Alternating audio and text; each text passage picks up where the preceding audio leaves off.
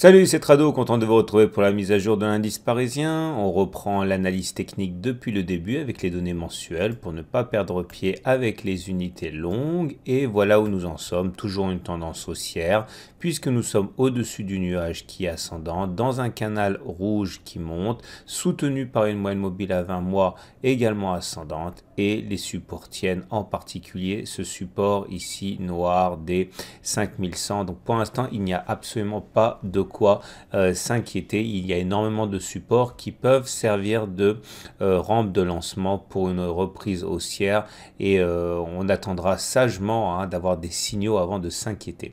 En données hebdomadaires, par contre, la tendance est neutre, on le voit, on l'a dit à plusieurs reprises déjà, on le voit parce que notre nuage n'est plus ascendant, mais il est simplement plat, et nous sommes en dessous de la moyenne mobile à 20 semaines qui monte, ce qui témoigne en fait d'une tendance neutre également.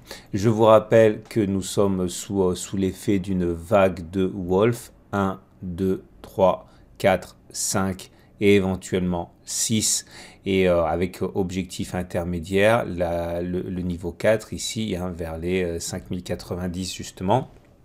Ça ne veut pas dire qu'on va y aller, mais ça veut dire qu'en tout cas, il y a un outil qui pointe dans cette direction. Et en tout cas, pour l'instant, comme je l'ai dit, il n'y a pas non plus matière à paniquer. Nous ne sommes pas en tendance baissière, nous sommes en tendance neutre, malgré les 2 semaines de baisse qui nous ont amené de 5500 à 5280. En l'espace de 10 séances de cotation. On enchaîne avec les données journalières. On va voir les raisons fondamentales qui expliquent le rebond. Alors, des nouvelles de la désescalade. Alors, je sais, vous allez dire un jour c'est escalade, un jour c'est désescalade, mais malheureusement, c'est le news flow qui veut ça. Et là, la rencontre prochaine entre un sous-secrétaire chinois et un sous-secrétaire américain pour justement essayer de rabibocher les parties aura lieu bientôt et c'est ça qui a fait plaisir au marché et surtout j'ai envie de dire le news flow en provenance des entreprises qui a été plutôt bon. Maintenant concrètement il faut surtout comprendre qu'on était sur une zone de support et c'est ça qui explique en grande partie la progression assez importante des indices, notamment 0,8% pour le CAC 40. Alors voilà où on en est sur le CAC 40 justement avec une analyse pour débuter chartiste. Alors cette analyse chartiste, on peut pas ignorer le plus important, à savoir cette zone ici orange qu'on avait déjà mentionné à moult reprises. Les zones de support aussi grosses que ça sont nécessairement travaillées par les traders. Une fois que l'on a rejoint ce niveau, il y avait justement danger à spéculer à la baisse puisque nous étions sur une zone de support. Maintenant, même si nous avons ici un rebond, il ne faut pas non plus imaginer que ce soit la fin des ennuis. On ne sait pas si la zone va tenir lors de la prochaine attaque. En tout cas, pour l'instant, c'est bien un rebond technique. Le rebond technique se manifeste par la présence d'un harami haussier. Ici, vous voyez, bougie corps rouge, corps vert avec le corps vert dans le corps rouge. C'est un harami haussier, néanmoins ce n'était pas un harami de bonne facture parce que la deuxième bougie est plutôt dans la partie basse de la première bougie, donc cela perd un petit peu de son sens. Par contre, il faut savoir que si on devait avoir une bougie verte vendredi, on aurait dans ce cas une configuration en 3 inside up qui par contre est une configuration de hausse. Donc surveillez bien l'apparition d'une bougie verte ici qui terminerait au-dessus de la bougie numéro 2, ça serait pas mal. Maintenant également, il faut savoir que les 5447, 5466 constituent une résistance importante, comme la zone rose ici. Donc maintenant, on s'est vraiment mis en difficulté. On a une autre zone intermédiaire ici que j'ai pas fait de figurer parce que pour pas surcharger. Mais cette zone, vous voyez, cette zone de support qui a été cassée devient résistance. Donc il faut s'attendre à ce que les 5350 soient également un peu compliqués à passer. C'est pour ça qu'on s'est arrêté pile poil dessus d'ailleurs. Alors, maintenant, on va regarder les indicateurs techniques.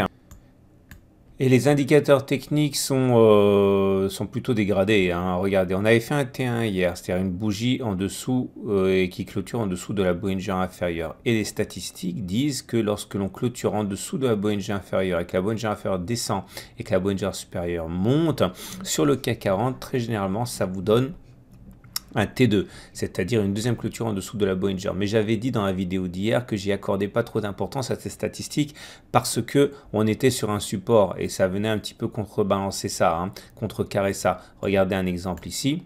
Là, on avait fait une clôture en dessous de la Bollinger inférieure, avec la Bollinger supérieure qui monte et la Bollinger inférieure qui descend. On avait effectivement plus d'une chance sur deux de faire un T2, c'est ce qui s'est passé, puis après un T3, etc.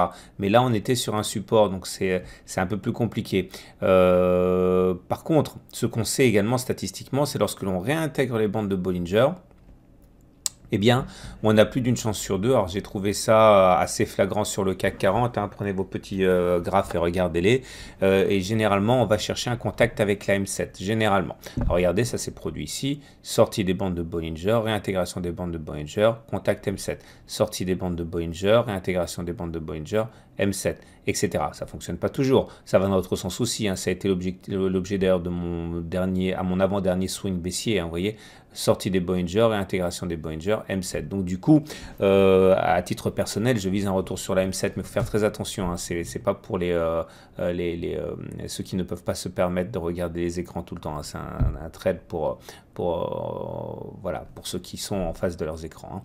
Hein. Donc moi, je vais viser la M7, ça je l'ai dit. La Bollinger supérieure qui monte à la Bollinger inférieure qui descend, ça veut dire que là, il y a une augmentation de la volatilité.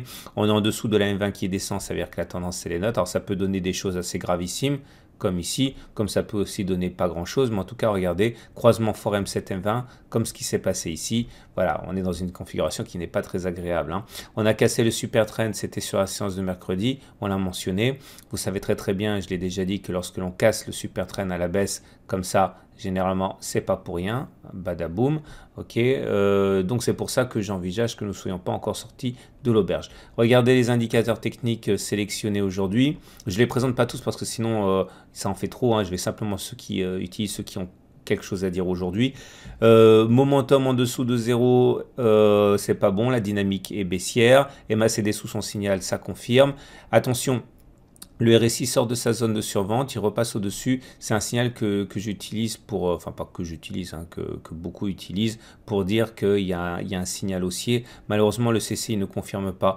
J'aime bien quand le CCI sort de sa zone de survente. Hein. C'était le cas ici, c'était le cas là. Vous voyez, ça peut donner des hausses assez intéressantes. Pour l'instant, on est toujours dans la zone de survente du CCI.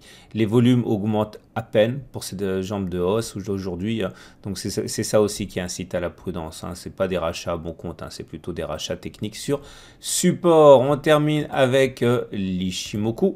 Et l'Ishimoku nous dit beaucoup de choses, mais notamment de ne pas paniquer, puisque vous voyez, le nuage est toujours à plat. J'ai expliqué hier que ce n'est pas parce qu'on est en dessous du nuage et que la lagging span est sous le nuage que c'est-à-dire que la tendance est baissière. Hein.